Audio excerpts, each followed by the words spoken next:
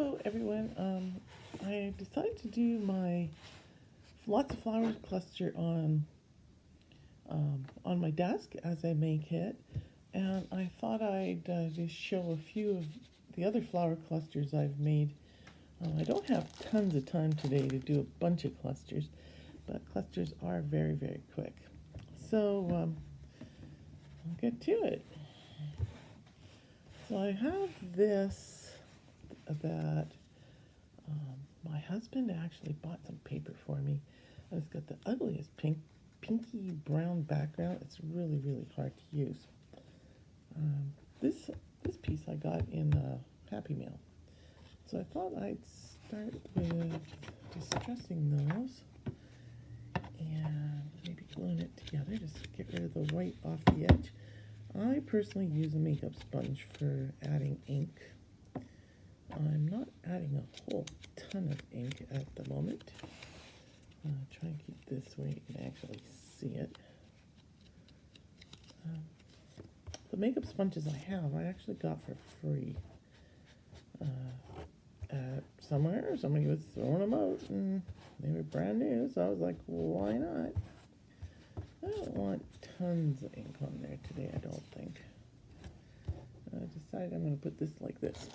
I have the absolute slowest glue under the sun. I've been trying to use this up for like about a year and a half. And I'm just determined to use it. There we go. Stick that down.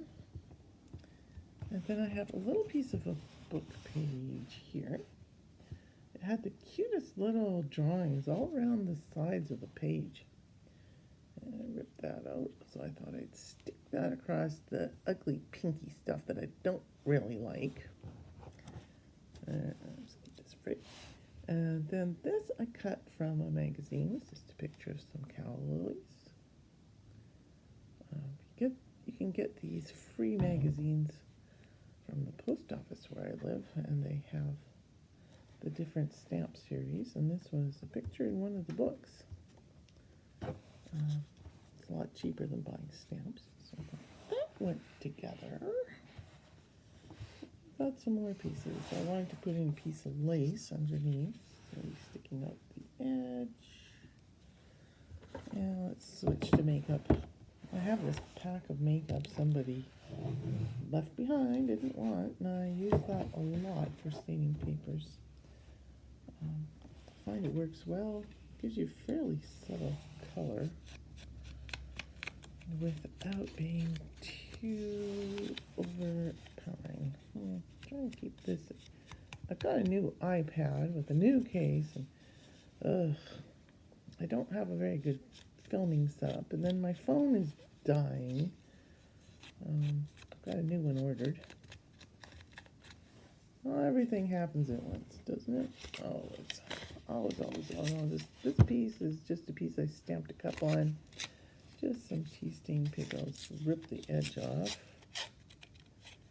I prefer a torn edge usually. There we go.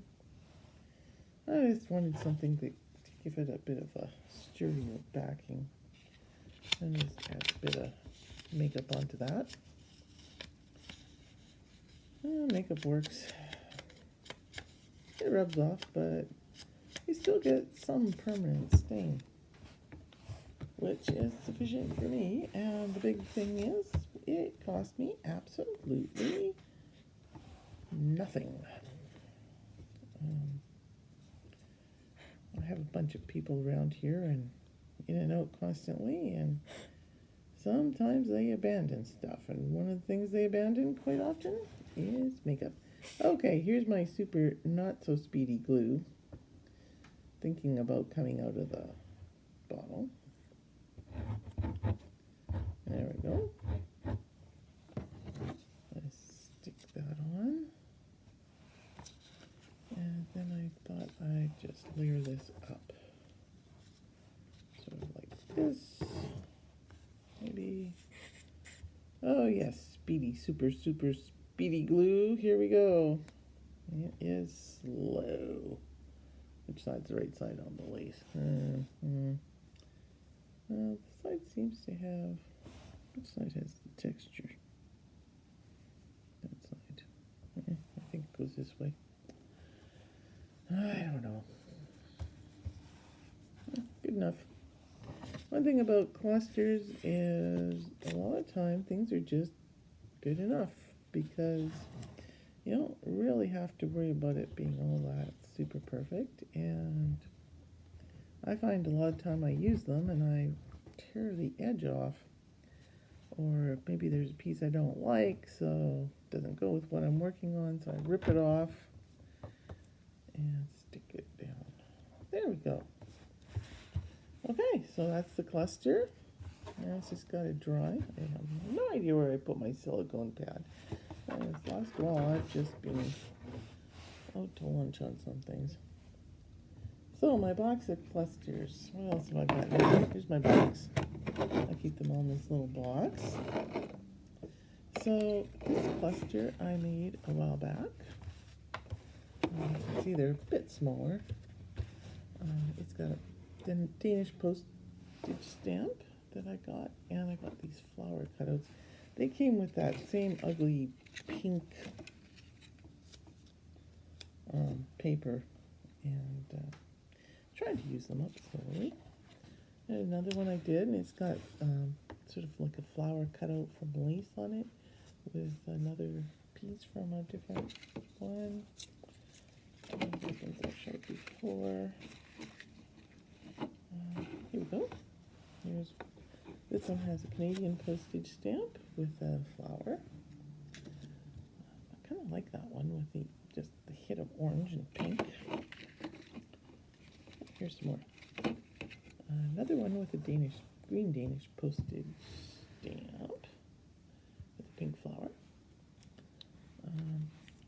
And this one here, just trying to make sure I get everything in frame. This looks like a postage stamp, but this is actually from the Philiatric Service, like one of the magazines that I cut up. They have some really neat bits and pieces in them that you can use. This one I did with a leftover piece. I did a tag challenge with Louise Hiles Art had up, and she had a free digital, and this flower was in the free digital. So I put it on. This one's a bit flowery, more to the pink. There's, you can see a rose sticking out here on the end. Lace, butterflies, kind of flowery. What else have I got in the box? Another one with these cutouts. It's a calla lily with a kind of a postage stamp, and there's a bit of a floral thing going on in the back. Another one done. This one was a snippet that I made ages ago, and I have learned over doing this for a few years. There's certain things that other people can go on and about and rave about and use all the time. I don't like snippets. Absolutely, really don't like them. So I took all the snippets that I've had hanging around for 2 years that I made, and I turned them into clusters, which I do use.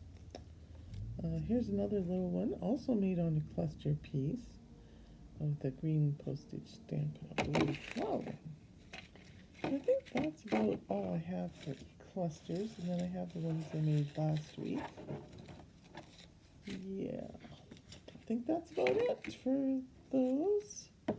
I have lots and lots of flowers, piles of them, all different types. I got this not too long ago. There's a package with flowers, which I like, but I find they're quite big. I've been working with flowers. I'll show you a page from my mini journal, because it's all flowers. This book is flowers everywhere. So there's one I just did very recently, and that's a cluster that I had made earlier with an Australian rose with a rose stamp, and more of these cutouts. And then on the other side, there's also a floral cutout page. Hopefully that shows with all my fingers sticking in there. That was really cute. I use a lot of floral calendars. I have an entire case of these calendars.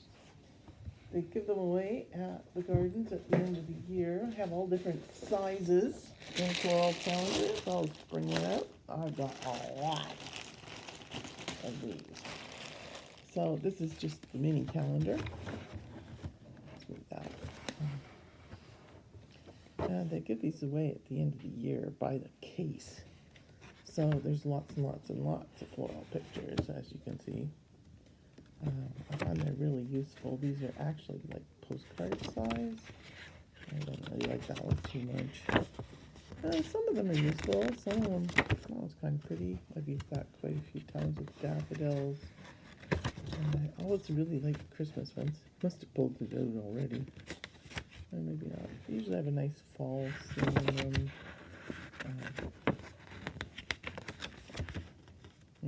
Iconic picture. Where's that? Yeah, there's lots of pictures, and it's kind of nice because I have all different sizes calendars. I like the rose bowers and that up in here because they make a really nice background, and I really like this picture too because you can use all different pieces out of this and you get flowers. So lots and lots of flower pictures. That's about it for snippets. I hope this wasn't too much of a bad video. Have a good day. Bye.